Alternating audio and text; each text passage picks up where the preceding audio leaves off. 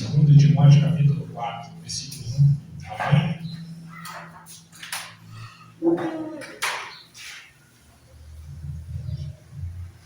Amém? Amém.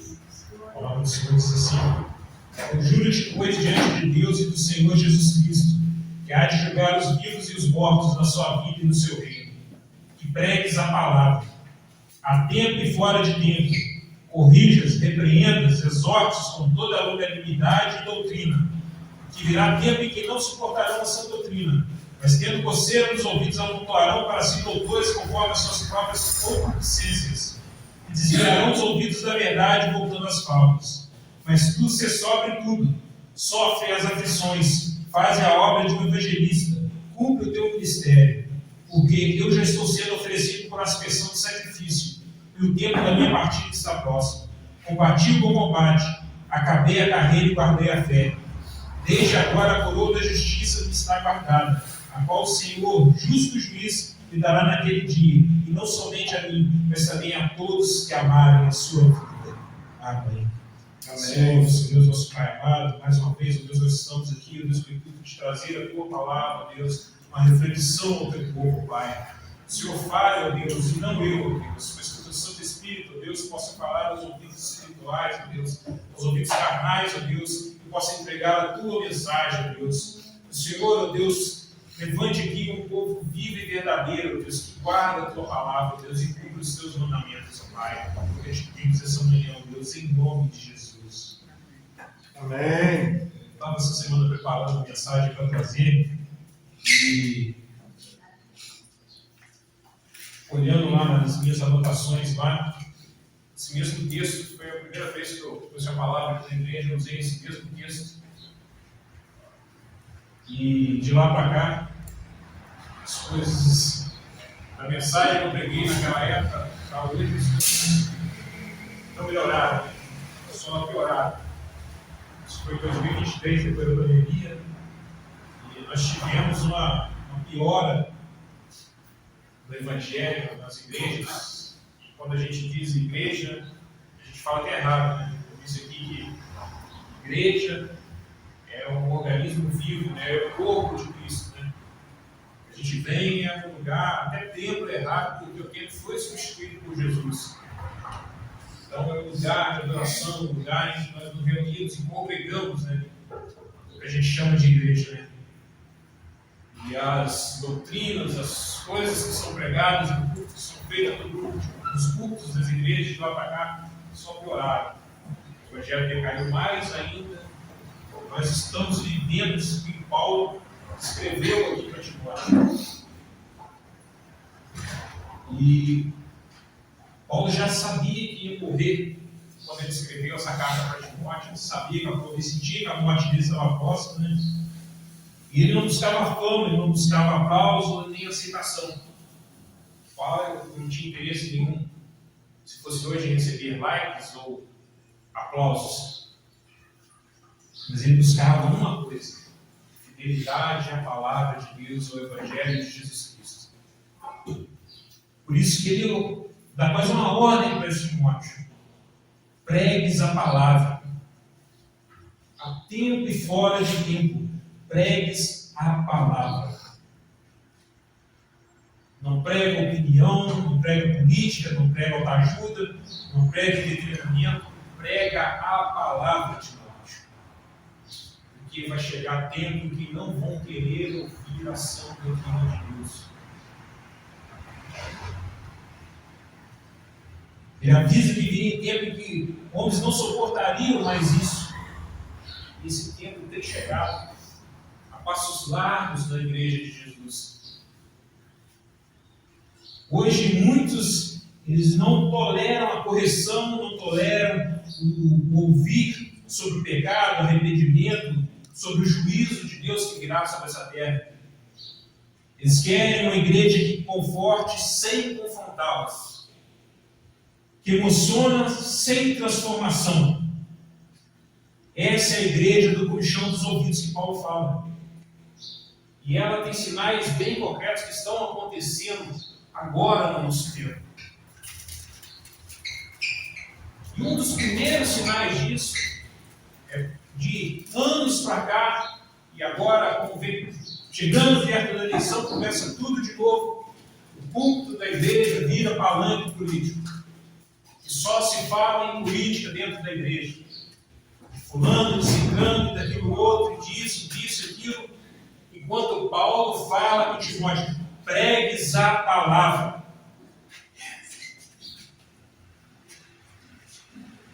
Hoje muito me entristece quando você vê um pastor sendo preso, um pastor que era envolvido com política, se dizia pastor, era envolvido com política e tinha uma fábrica de cigarros. Hoje entristece quando você vê uma pessoa falando, se você votar em fulano, você não é de Deus. Se você votar em ciclano, você não é de Deus. Como se Jesus Cristo mandasse que nós mudássemos esse mundo pela política. E eu falo sem medo aqui, com convicção total, a política não é de Deus. Porque se fosse de Deus, Jesus atuaria através dela. E Jesus em nenhum momento quis entrar no meio político. E toda vez que estava aí para poder falar alguma coisa sobre o domínio de Roma, sobre a política e tal, ele falava, dai a César o que é de César. O meu reino não é deste mundo. Por isso eu não quero as coisas deste mundo. O meu reino é o reino do Pai.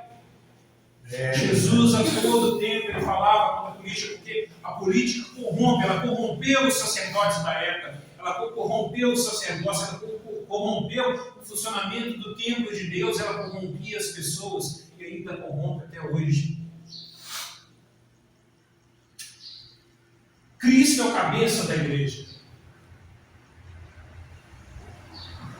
E Jesus não mandou nós mudarmos o mundo pela política, mas Ele mandou mudai o mundo pela minha palavra.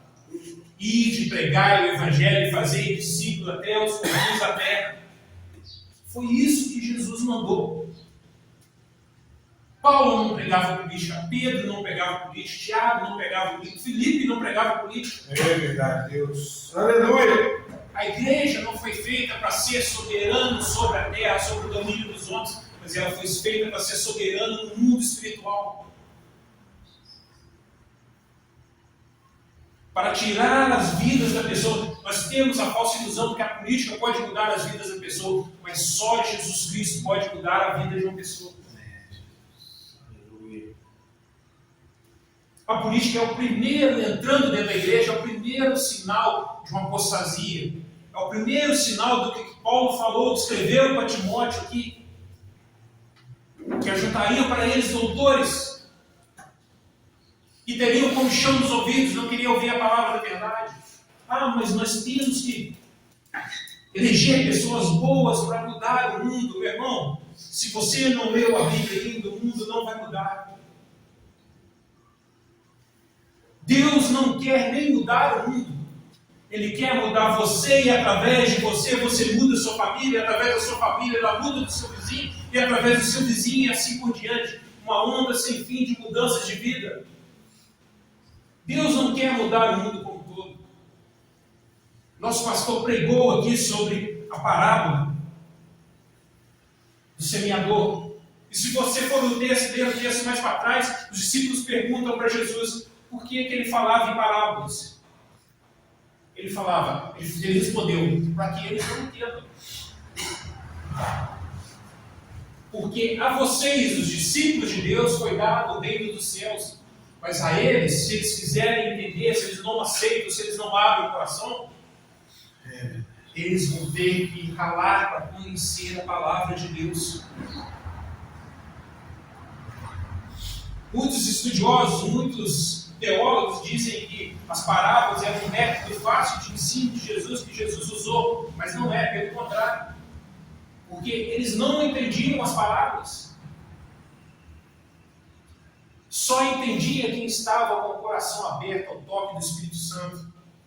Quem realmente estava com a vida aberta, querendo, Senhor, fala comigo, me mostra, entendia as palavras de Jesus. Tanto é que grande parte da multidão que seguia Jesus não entendia o que ele falava. só vieram a entender depois que o Espírito Santo foi liberado sobre toda a terra.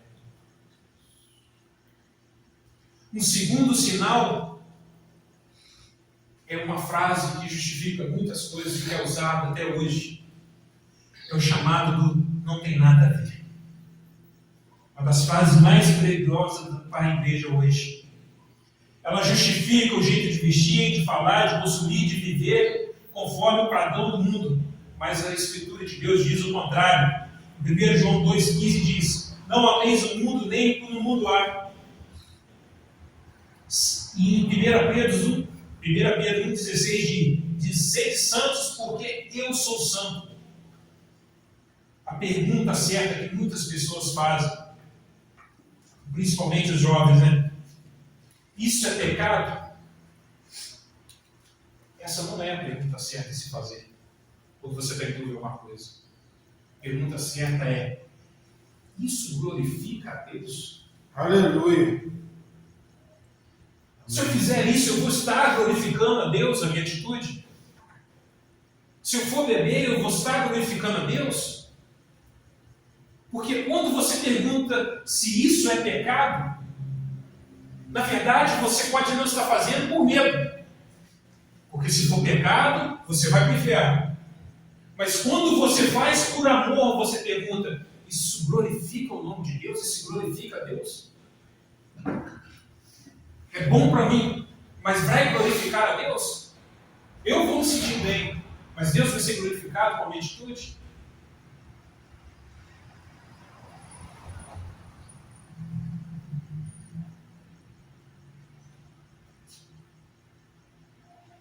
Quando um pregador, ele confronta esse conforto que as pessoas têm hoje em dia, ele é chamado de duro, ultrapassado, sem amor.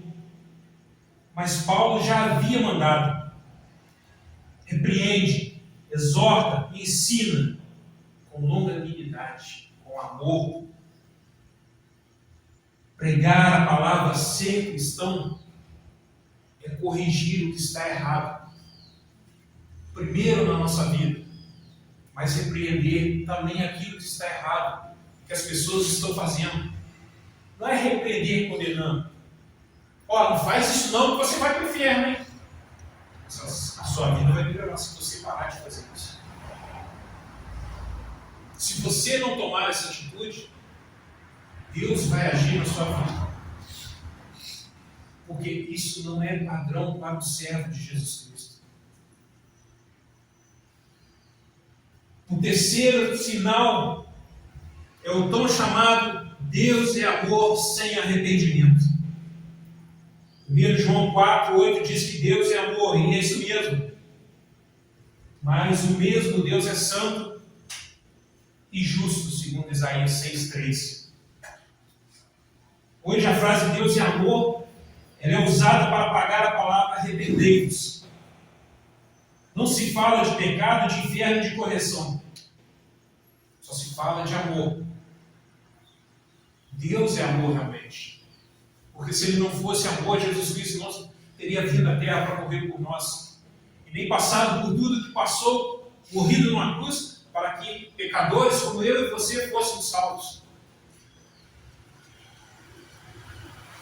Deus é amor, mas Ele também é justo. E principalmente Ele é santo. O que nós vemos hoje na igreja, nas igrejas, nos lugares, não é o amor bíblico. O amor de Deus é sentimentalismo.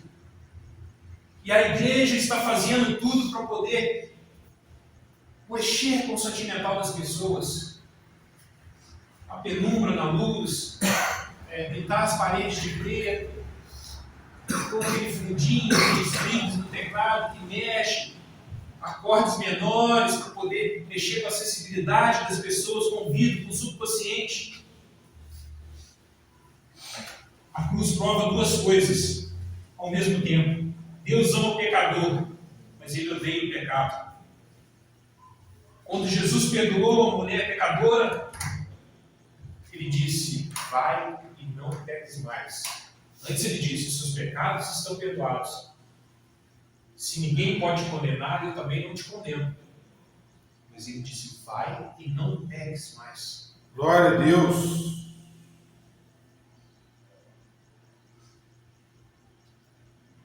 O Apocalipse 3,19 fala assim: eu repreendo e castigo a todos quanto amo. Sê, pois, zeloso e arrepende-te dos teus pecados.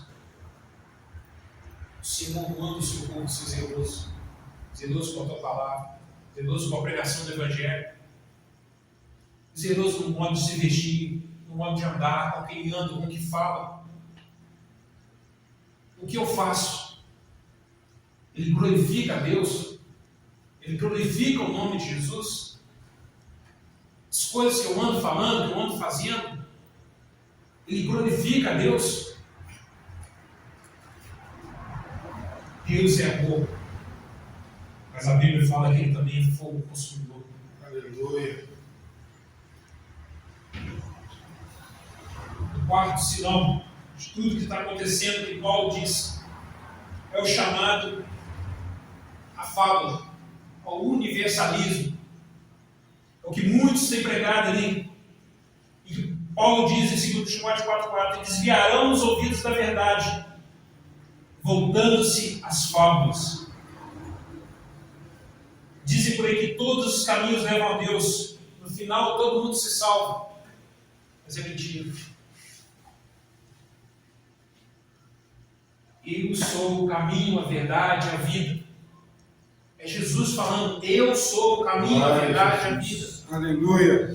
Existem dois caminhos, o estreito e o largo.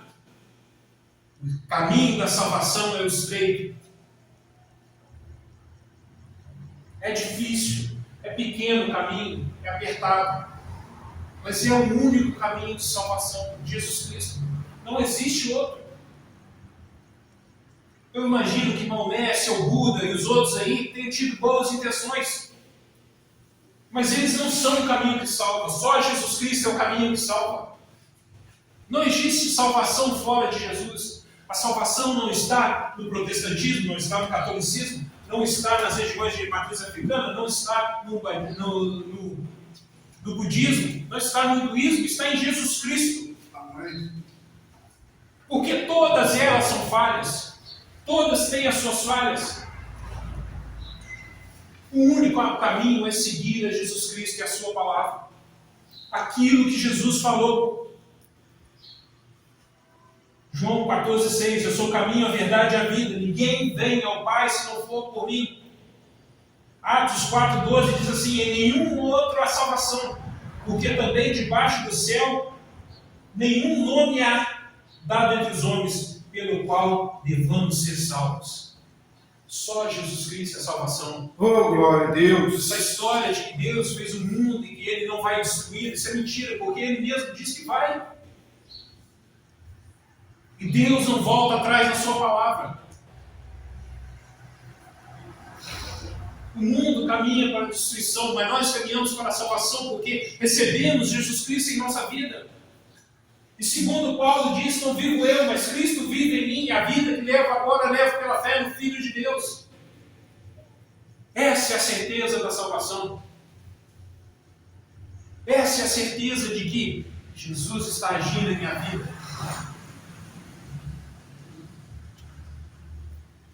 Se todos fossem salvos sem arrependimento, a cruz seria indispensável. E a ordem de Paulo, faz a obra de um evangelista, não faria sentido. Existe a porta estreita e a porta larga. O pregador fiel, o cristão fiel, não promete céu a quem rejeita o Salvador. Anuncia Cristo como o único caminho.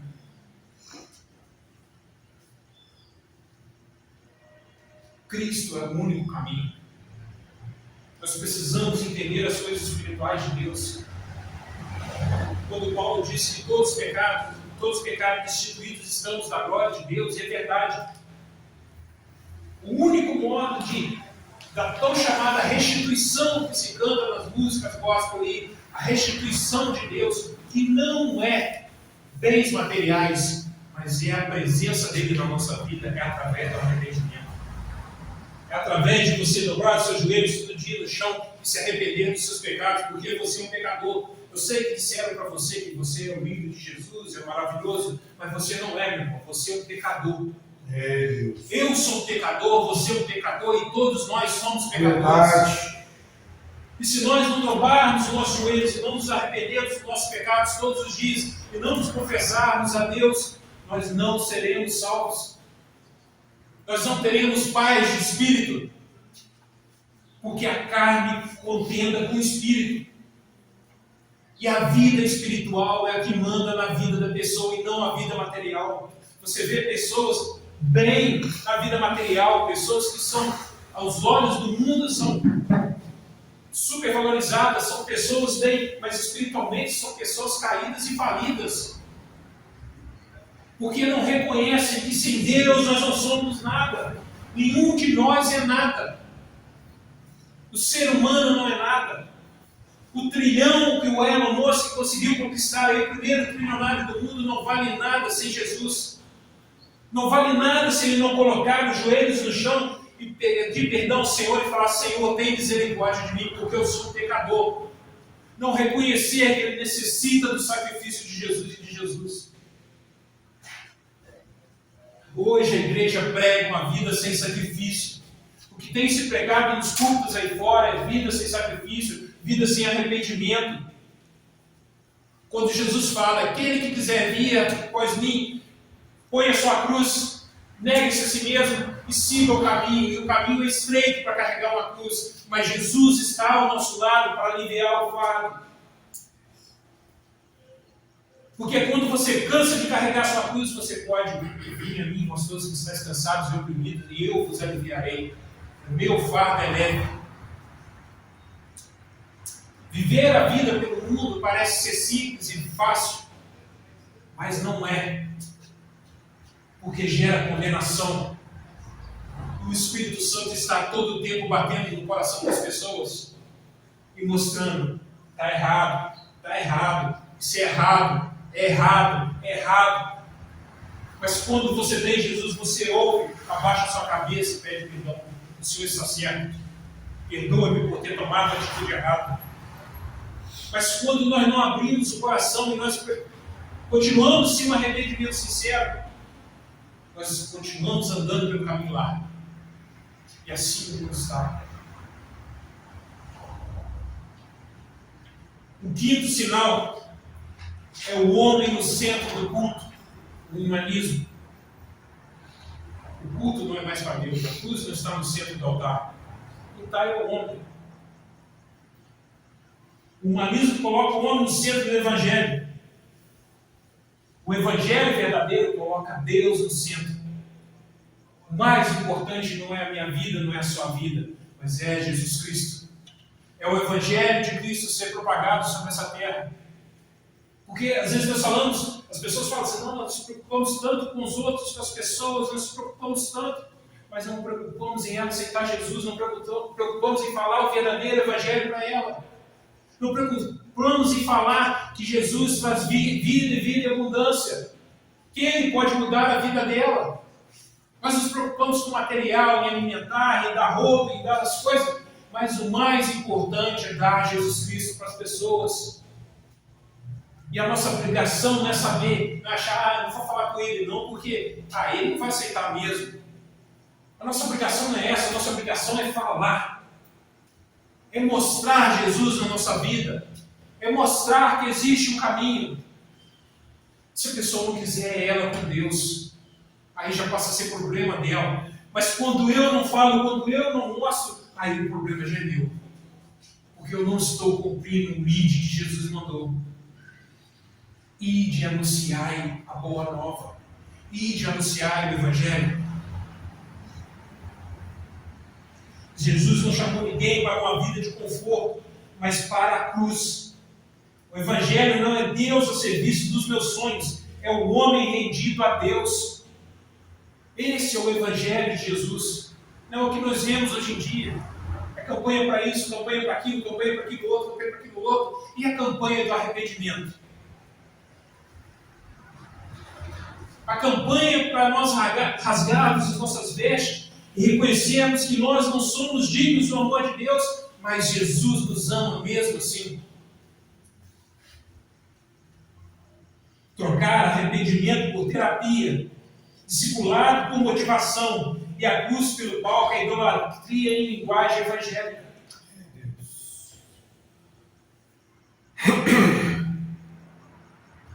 As igrejas hoje pregam de tudo, só não pregam Jesus Cristo, só não pregam arrependimento, só não pregam que um dia ele vai voltar. E como o nosso pastor cansa de falar aqui, que ele leu o texto de Isaías, que um dia ele vai voltar para ler o resto daquele texto, que não é muito agradável. Glória a Jesus. Até agora ele só leu a metade que fala da bênção e da salvação, que é o próprio Jesus. Mas um dia ele vai voltar para ler o resto. E como está a nossa vida? Como está a igreja hoje? Pensava que o pastor Márcio ali fora ali, eu falava sobre o jogo do Brasil. As igrejas estão cancelando o culto, estão mudando o horário, estão fazendo tudo pelo jogo do Brasil. Na época da pandemia, estava brigando com o Supremo Tribunal Federal para poder abrir a igreja, quando não podia. Agora no jogo do Brasil quer fechar.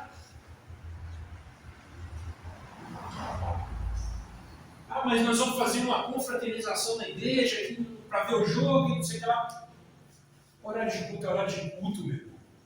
É hora de você louvar a Deus, de você não é nem assistir culto, é prestar culto ao Senhor. É dizer que Ele é o Deus que você segue, é o Senhor da sua vida. Hoje não, qualquer coisa, vamos mudar o horário do culto, vamos fazer em outro dia, vamos fazer.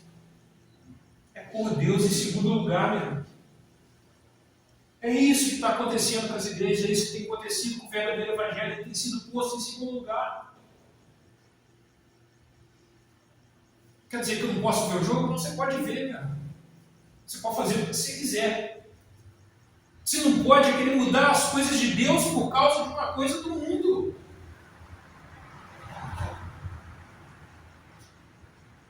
Ainda quer justificar ainda. Deus não nos fez para mudar esse mundo pela força, pela política, por ser bonzinhos.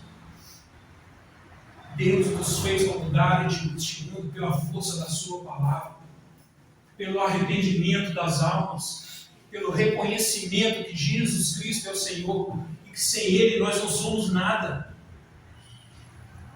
Nós não somos ninguém. Esta é a razão do Evangelho.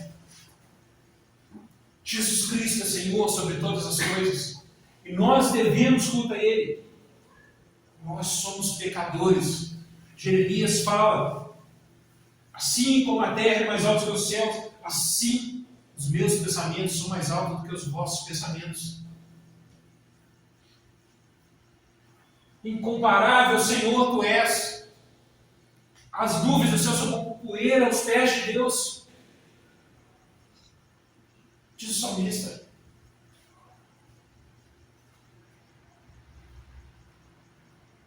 Mas hoje, por causa de um jogo, um culto ao Senhor é cancelado. Depois as pessoas querem cantar: é por Ele que eu estou gastando a minha vida. Será que é mesmo por Ele? Será que ele não está em segundo, terceiro, quarto, ou talvez quinto lugar na sua vida? Será que ele não está em quinto lugar na vida da igreja?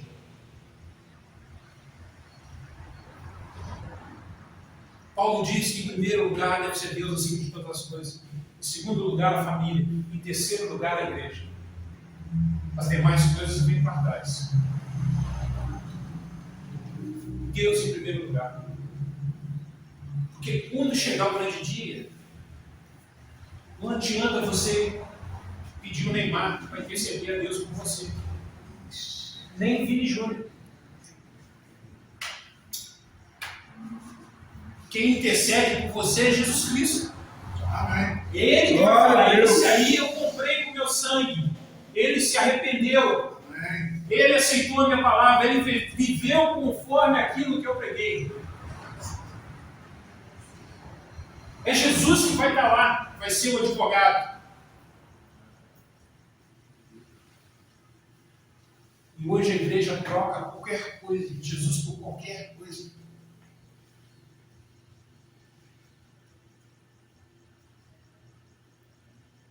Eles podem abandonar essa doutrina, mas tu, Timóteo, pregas a palavra. Eles podem chamar pecado de liberdade, mas tu chama a igreja ao arrependimento.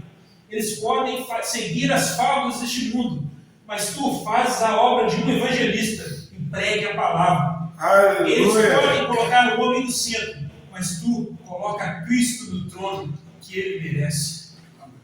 Glória a Deus. Essas foram as palavras de Paulo para Timóteo. Pregue a palavra, a tempo e fora de tempo. A palavra de Deus. Não acredite em fábulas.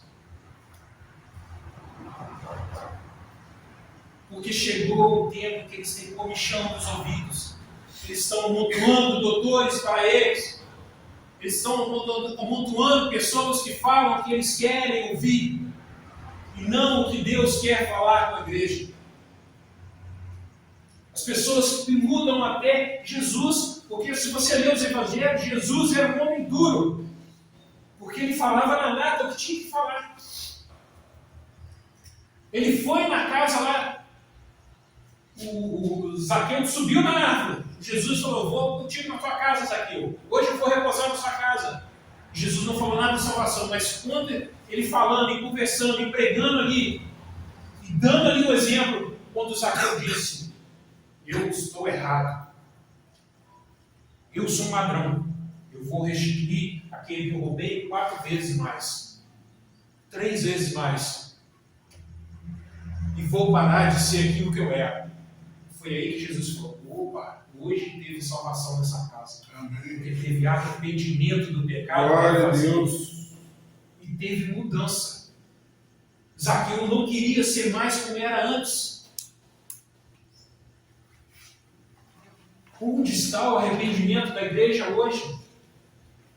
Tantos escândalos, tantas coisas que você vê acontecendo hoje dentro da igreja, dentro do evangelho. Homens que, com a maior cara de pau, sobem no culto, pegam um microfone e falam de Jesus como se fossem os caras mais santos do mundo e por trás daquele disfarce ali fazem coisas terríveis. Mas isso não é de hoje. Isso vem lá de trás. Eu já preguei aqui sobre Ezequiel, quando Deus dá a visão de Ezequiel e manda ele cavar no muro do templo, mostra coisas abomináveis que os sacerdotes daquele tempo faziam. Homens que eram para ser a ligação entre Deus e o povo, eles adoravam a Deus, mas adoravam outros deuses e o penso que isso acabou. Os pecados são o mesmo. Salomão disse que não há nada de novo debaixo do sol. Tudo que está acontecendo nessa terra já aconteceu. Tudo a mesma coisa. O homem vê o agir de Deus, vê que precisa de Deus, sabe disso, mas não dá o braço a torcer. Nunca se ajoelha e reconhece. Mas no dia em que se via no céu o sinal do Filho do Homem, a palavra diz, todo olho verá, e toda língua confessará que Jesus Cristo é o Senhor. Aleluia. Todo joelho se dobrará. Não importa o que ele seja, os joelhos vão se dobrar no Senhor. E vão reconhecer, é verdade. Jesus Cristo é o Senhor. Ele voltou. Isso vai acontecer um dia. A ciência acha que não precisa de Deus, a tecnologia quer criar um novo Deus. Todos querem ter algo criado pela mão do homem para dizer, nós não temos Deus, nós somos o Deus porque nós criamos isso. Esse é o desejo do homem. Isso nada mais é do que lá a primeira tentação. Sereis como Deus. O homem busca ser como Deus, mas nós não somos como Deus. Nós precisamos de Deus. Quando o homem busca ocupar o lugar de Deus, ele se torna como o inimigo das nossas almas. Porque ele quis ocupar o lugar de Deus. Nós não somos o centro do culto ao Senhor. Nós não somos o centro da criação. Tudo gira em torno de Jesus Cristo. Nós não somos nada, nós somos um grão de areia em uma praia. Se não for por Deus, se não for por sua misericórdia, nós nem estaríamos aqui. Nesses tempos finais do mundo, nós temos que ter essa consciência de que nós precisamos ainda mais de Deus para suportar as coisas que estão acontecendo neste mundo. Porque Jesus disse em Mateus 24, quando os discípulos perguntaram lá, quando ele falou sobre o tempo lá, ele perguntaram para ele quando que aconteceria essas coisas. Ele disse, vai ter guerra, rumores de guerra, vai ter peste, vai ter terremotos. Está acontecendo. Mas ainda não é o fim, é o princípio das coisas. Aí logo depois ele fala, então se levantará nação contra nação. E perseguirão por causa do meu nome. Os matarão e os entregarão.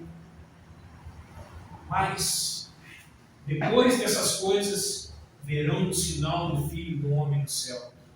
Glória a Jesus. Deus seja louvado. E ele mandará os seus anjos, Aleluia.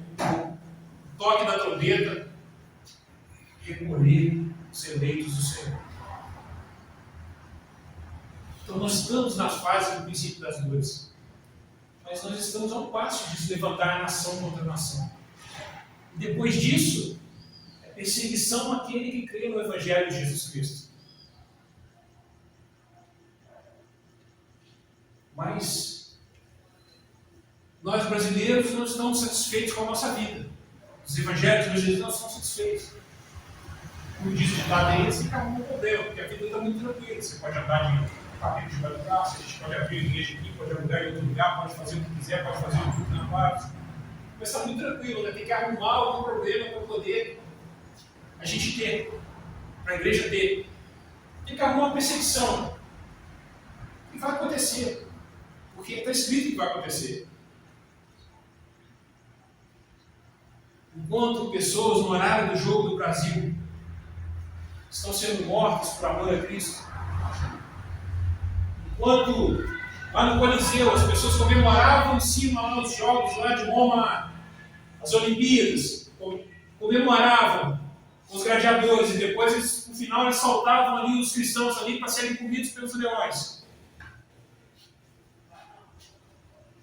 Os cristãos lá embaixo, lá no subsolo, lá nas catacumbas, presos nas masmorras, faziam culto louvando o Senhor, e agradecendo o Senhor, que até ali o Senhor havia nos ajudado. Enquanto a galera gritava lá em cima, querendo mais, querendo sangue, os cristãos eram perseguidos e mortos lá embaixo. Os que sobravam presos, eles oravam, cantavam, louvavam o Senhor com alegria, porque sabia que tinha chegado um grande dia de encontro com Deus para eles. Eles seriam mortos e estariam com Jesus na glória. Por isso Paulo fala que ele combateu o bom combate e guardou a fé. E ele estava preparado para receber a sua coroa de justiça, porque havia chegado a hora dele.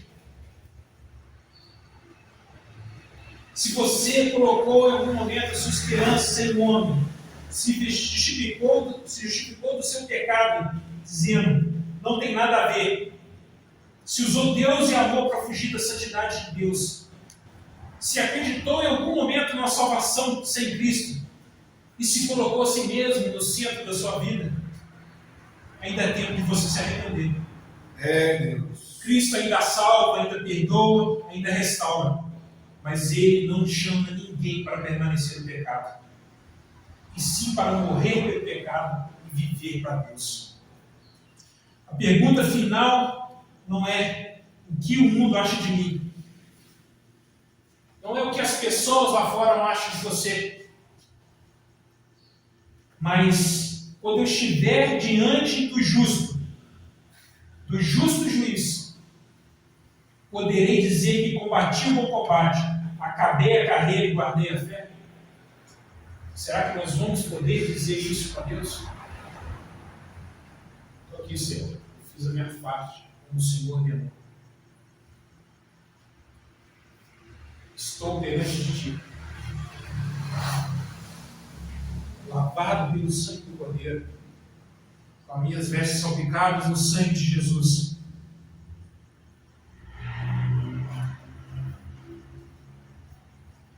Não se importe com o que o mundo fala sobre você. Ah, ele é careta, ele é bobão, ele não faz isso, ele não faz aquilo, ele não faz aquilo outro, ele não faz isso outro. Se importe com o que Jesus vai achar de você, porque é a opinião dele que importa. Amém. Oh, glória a Deus. A opinião que te leva para a próxima vida, porque essa vida aqui vai acabar, esse corpo vai acabar, mas a alma vai ficar. A que leva a alma para os céus, a que leva, a que veio ladrão na cruz, hoje mesmo estarás comigo no paraíso. A opinião que fala essa frase é que importa. É ela que importa. É fazer a vontade dele.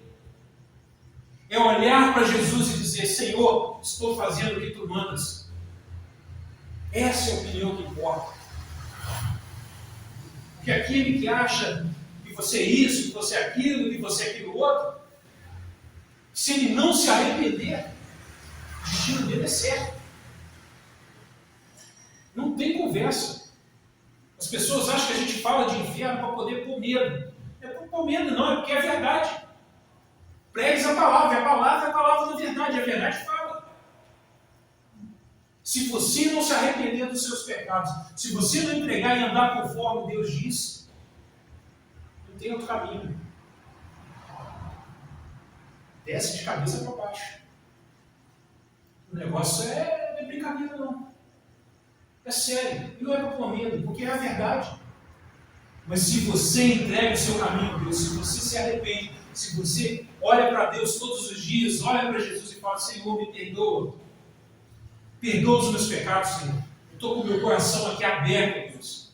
Eu sei que sou um pecador, Pai. Mas eu sei que o teu sangue me justifica de todo o pecado. Fica comigo, Deus. Faz a obra na minha vida.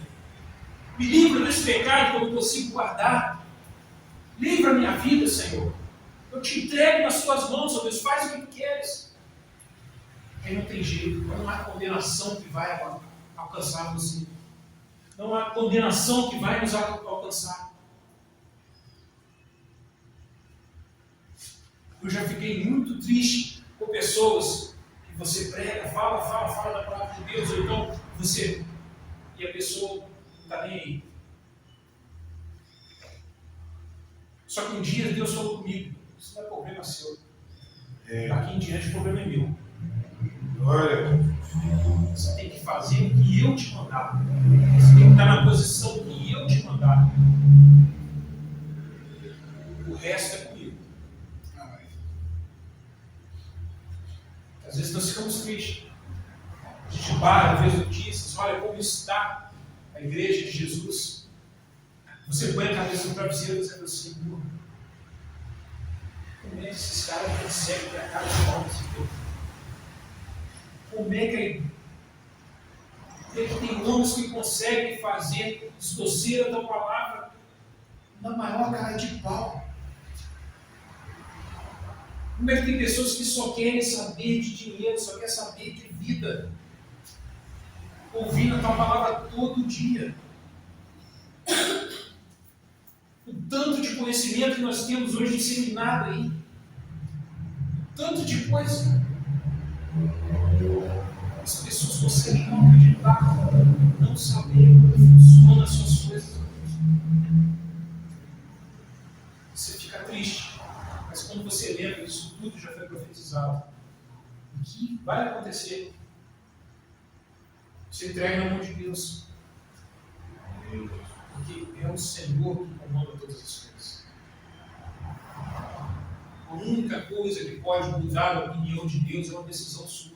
Uma decisão minha, é uma decisão do ser humano. É a única coisa que pode mudar a opinião de Deus. Porque o bandido na cruz lá já estava condenado. Mas quando ele muda de opinião, ele muda a opinião de Deus sobre ele também. Quando ele muda de vida, quando ele reconhece, eu não sou nada sem Deus. Quando ele reconhece lá no seu coração, reconhece mesmo, não é só falar não, é reconhecer. Eu não sou nada sem Deus. E ele defende Jesus ali perante o outro que soava de Jesus, que caçoava de Jesus. O Senhor reconhece ele. E Jesus conhecia o coração das pessoas. Mas quando a pessoa não reconhece que ela depende de Deus e não das coisas desse mundo, como o jovem rico, que foi lá, mas eu já faço tudo, eu faço caridade, eu faço isso. Então Jesus toca no ponto mais sensível do ser humano. Aí vende tudo que tem e segue. Aí fica triste, vai bom. Não dá nenhuma resposta para Jesus. No meu dinheiro não, que eu consegui não. No meu dinheiro, na minha herança, que o meu pai deixou, não.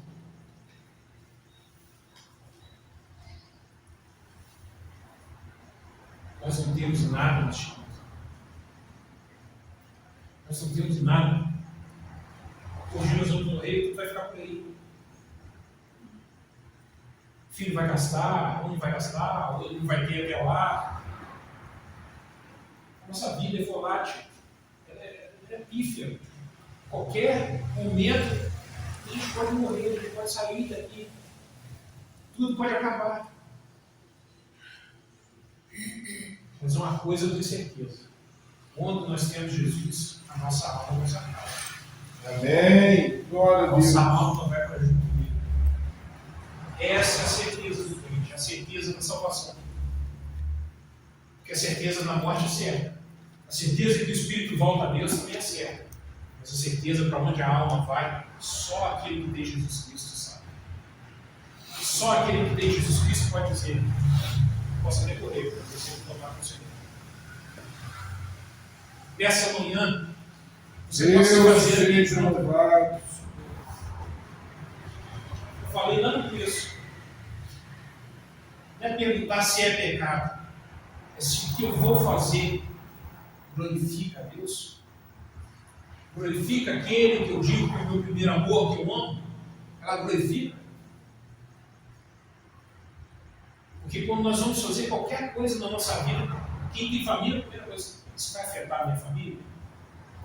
Isso vai ser ruim para o meu filho? Isso vai ser ruim para a minha esposa? Nós logo pensamos nisso. E o grande amor do homem é Jesus Cristo. E o que você faz? Glorifica o nome de Deus. O que eu faço? Glorifica o nome de Deus. Essa é a pergunta que eu me faço todos os dias no final do dia. O que eu fiz hoje glorifica a Deus? As atitudes que eu tomei? E quando nós temos o Espírito Santo, ele nos fala: não, hoje você não glorifica a Deus. Isso está errado. E você se prostra perante o Senhor e fala: Senhor, tem misericórdia. Eu fiz errado mesmo. Eu estava errado. Mas eu prometo que eu vou melhorar. A minha vida vai melhorar. O meu andar vai melhorar. O meu sentimento para com as pessoas vai melhorar. Porque eu não quero viver longe de ti. Amém. O salmista diz: Glória quando a eu caí no Deus. meu pecado, envelheci, eu sei de tão cansado. Porque o pecado cansa as pessoas. Você esconder o pecado cansa, mas quando você confessa a Deus, não é confessar para mim, o pastor Márcio, não. É confessar para ninguém, não. É confessar para Deus. É se pôr diante de Deus e falar com Ele. Falar: Senhor, eu estou pecado, eu estou em pecado, eu estou pecando. Muda a minha vida, Senhor, me ajuda, Deus. Me ajuda a largar o meu pecado, a largar aquilo que eu era. Eu não quero voltar ao velho homem, mas eu quero ser um novo ser, filho de Deus. Eu quero a restituição da tua glória em minha vida. Essa é a restituição que Jesus dá. Não é bênção, não é bem, não é nada disso. glória de Deus na sua vida. O Senhor possa ter falado no seu coração. Oh, Deus. Você possa ter entendido. Você pode ver o jogo do Brasil, você fala você no Brasil. Mas antes, torça para Jesus. Antes queira que Jesus ganhe um jogo na vida do seu vizinho. Antes queira que Jesus ganhe um jogo na vida do seu colega de trabalho. Depois você torce para o Brasil. Depois você torce para o Flamengo, o Botafogo, o Vasco, o time. Mas Jesus em primeiro lugar, sobre todas as coisas. A coisa está se estreitando. O mundo caminha a passos largos para as coisas terríveis. Você viu lá, semana passada, o terremoto lá na Venezuela. Tremeu no Brasil, na parte norte toda lá. Você viu os vídeos, luz ficava em cima da casa, a piscina, não tinha onda, parecia que estava no mar. Eu, pelo menos, quando eu estudei, eu cresci ouvindo que o Brasil nunca teria um terremoto, porque estava sendo uma placa tectônica, que não sei o que lá, não sei o que lá. As explicações técnicas eram essas. Mas desde quando você ouviu falar, tremou em Montes Claros, tremou em Sete Lagoas, Sete Lagoas, uma vez, você sabe fazer serviço lá, a terra tremeu lá. A gente não sentiu, mas uma parte da cidade sentiu lá. Depois nós vimos lá no noticiário, o povo estava caloroso. As coisas estão acontecendo. Coisas que não aconteciam antes. É o Senhor dando sinais de que a volta dele está próxima. De que ele veio para buscar o seu povo. De que ele veio para reinar sobre essa terra. Arrependa-se, creia em Deus enquanto ainda pode. Porque vai chegar um momento que não vai poder mais. O Senhor fala no seu coração durante essa semana.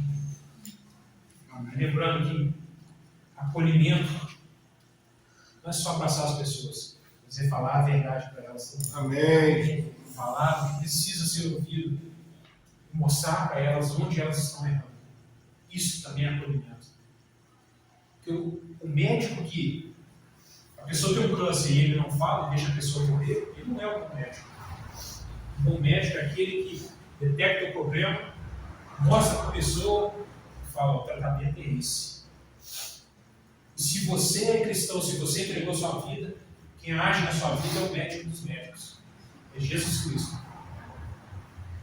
Então nós temos que falar com a pessoa, não contar: você está assim porque você fumou a vida inteira, você está com câncer no pulmão. O médico faz isso. Você está com câncer, o tratamento é esse, a quimioterapia é essa, vai doer, no final você vai ter que curar. Amém, Jesus. Esse é o acolhimento também. Que o Senhor possa falar o seu coração nessa semana, possa te abençoar cada vez mais e mais. Passa a palavra para o nosso pastor. Glória a Jesus. Glória a Jesus. Amém. Glória a Deus. Espero que você tenha recebido nessa manhã o cuidado de Deus expressado aí pelo nosso irmão nessas palavras. Isso aí, acolhimento, termina muito bem, chave de ouro. Acolhimento é isso, né? Eu tenho dito para algumas pessoas que a gente sempre está ali próximo, né? Diferente que as pessoas pensam, o contrário do amor não é o ódio, é indiferença. E o que nosso irmão colocou aqui para nós sobre acolhimento é falar o que precisa ser dito. Nós vamos justamente ao encontro da necessidade de mostrar para as pessoas que nós não somos indiferentes ao que elas estão passando. Porque se nós não falamos a verdade, nós estamos sendo indiferentes, tanto faz elas receberem ou não receberem. Mostra que a gente está preocupado somente conosco. E nós, como igreja, do Senhor, igreja, nós, não o tempo, como já foi dito, não o espaço físico, como igreja, isso é o cuidado. Muita coisa boa, nosso irmão falou aqui, eu quero só dar um pequeno destaque, porque isso aí são palavras que tocam, nós não podemos deixar passar, né? Nós vemos realmente, eu comentei com ele ali sobre essa questão, que antes Antes era inimaginável uma igreja estar discutindo isso, né? Sobre servir a Deus ou não. A igreja vai abrir e vai vir quem quer, como sempre costuma, né? Mas hoje nós estamos vendo aí, talvez pelas redes sociais, né? Toda essa preocupação. E depois, nós estamos falando da igreja, um outro aqui, né? E depois também vai cantar: abra mão dos meus sonhos, abra mão, nada. Nós vimos as pessoas abriram mão de nada, mas é necessário. Paulo abriu mão da sua vida, né? Para poder estar aqui trazendo essa mensagem para Timóteo. Ele abriu mão de tudo que ele era, que ele ainda podia ser. E nós precisamos ter esse cuidado. Nós estamos falando aqui contra, né, algo, né? A gente começou ali, muito interessante, que a gente parece que a gente tinha começado antes. Estamos falando aqui contra o jogo, contra o Brasil, embora Deus não é brasileiro. Não. Ele se preocupa com o mundo. Ele não é israelita, como alguns dizem. Não. Ele manda nós pregarmos a todo mundo. Todo mundo. Né? Ide para o mundo pregar o Evangelho. Uma das coisas que trabalharam muito o Evangelho nos tempos de Cristo, dos discípulos, e o início da igreja até hoje, é justamente o nacionalismo. Dizer, né, essa preocupação toda com a sua própria nação, esse nacionalismo, é o que aconteceu com os israelitas, com os judeus, né? Então, que nós possamos abrir nossos olhos. Volto a dizer, nós estamos falando sobre você não torceu, você beijou ou não beijou. Estamos falando sobre a centralidade do Evangelho, como foi pregado aqui nessa manhã. A centralidade não somos nós, não é o mundo. A centralidade não é o que o mundo faz, não é o que eu faço, mas o que Jesus fez por nós. E isso não pode passar despercebido, porque aí sim, quando Jesus vir, como nós se lembrou muito bem, que gostamos de destacar, porque nós somos uma igreja que pregamos a graça de Deus, mas a realidade é essa, que Jesus voltará para revelar agora, para mostrar, se a segunda parte do versículo lá de Isaías 61, foi o que o Senhor disse, o dia da vingança do nosso Senhor. E que nós não queiramos estar nessa parte dos bois, na parte que não vai herdar o reino de Deus, que nós queremos ser as ovelhas que ouvem, que seguem o bom pastor. Voltemos, né, aos ensinos de Cristo, foco no que ele diz, no que ele nos ensina. Em relação a tudo isso que nós vemos hoje na própria igreja, né, eu me lembro aqui de C.S. Lewis, não sei quem teve a oportunidade de ler Cartas de um Diabo ao seu discípulo, né?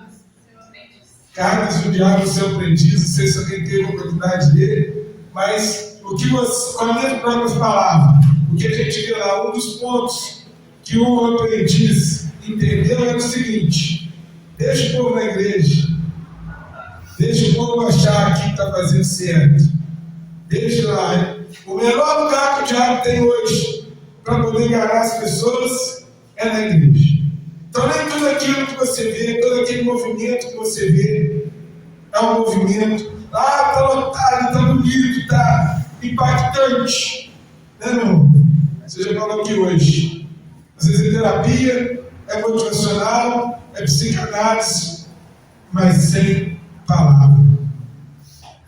Sem palavra que transforma, sem palavra que edifica. Então que nós possamos sim voltarmos ao Evangelho. Temos esse cuidado. Estamos na igreja, mas estamos realmente ligados no Cristo, no autor e consumador da nossa fé. Obrigado, meu irmão, por nos abrir, né, as horas dessa manhã, para que nós possamos, como Pedro, dizer às vezes que é dura essa palavra, Mas ao sermos questionados, respondemos: para onde iremos nós, se não atentarmos para essas palavras tão maravilhosas? Que Deus nos abençoe e nos guarde nessa manhã, nesse dia maravilhoso. Vamos então, nossos jovens, fiéis, fortes e formosos, podem tomar aqui os seus lugares. E nesse momento que nós vamos chegando ao término do nosso culto ao Senhor, glória a Jesus, cultuamos a Deus, né? Para Deus, tudo aqui é para o Senhor, oferecemos o nosso culto ao Senhor. Esse é o momento que nós também separamos para servirmos ao Senhor com a nossa generosidade. Ouvi essa semana e gostei muito dela, né? Que quando a gente ouve coisas que batem com aquilo que nós acreditamos, né? Pastor jovem, graças a Deus que a gente tem visto pessoas que também acreditam ainda, que têm fé, que estão pregando a verdade, né? A respeito das contribuições, né? Esse é o momento de você exercer sua generosidade, sua gratidão e seu amor. Se não for por generosidade, nós não precisamos da oferta. Se não for generosidade, aquilo que nós fazemos porque nós queremos, nós fazemos parte, nós sentimos o prazer, como diz a palavra, contribuímos segundo aquilo que o Senhor nos dá no coração. Se é por gratidão, porque o que Deus já tem feito na nossa vida é muito bom, tem feito bem, tem nos ajudado, tem nos feito crescer. E é por amor, porque você sabe que vai fazer bem para pessoas na obra do Senhor, para mim, para você, para outros que ouvirão, porque nós cremos, estamos sendo preparados, né? Estamos sendo aí um povo que vai receber um conhecimento VIP. Que você seja feliz por isso, porque quando você tem um povo separado recebendo, você tem a oportunidade de receber com mais calor, mais aquilo ali mais dedicado, mais direto. Então seja grato ao que Deus tem feito por nós neste lugar.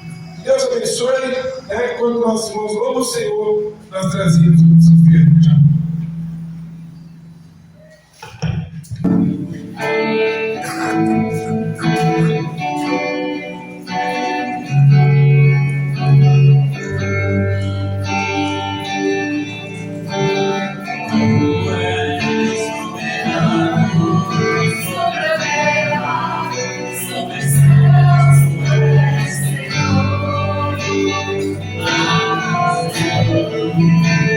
Senhor.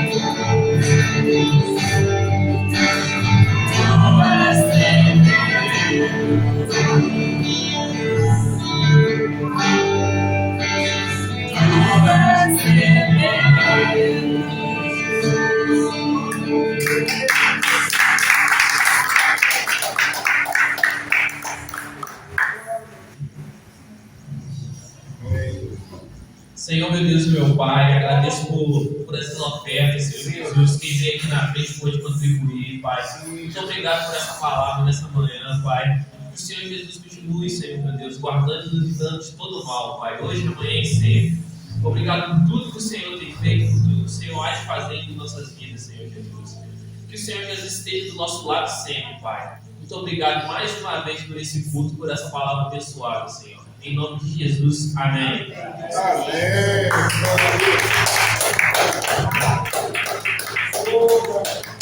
Irmãos, toma posse então, que a graça de nosso Senhor e Salvador Jesus Cristo, o amor de Deus e as doces consolações do Espírito Santo sejam conosco hoje e para sempre. Amém.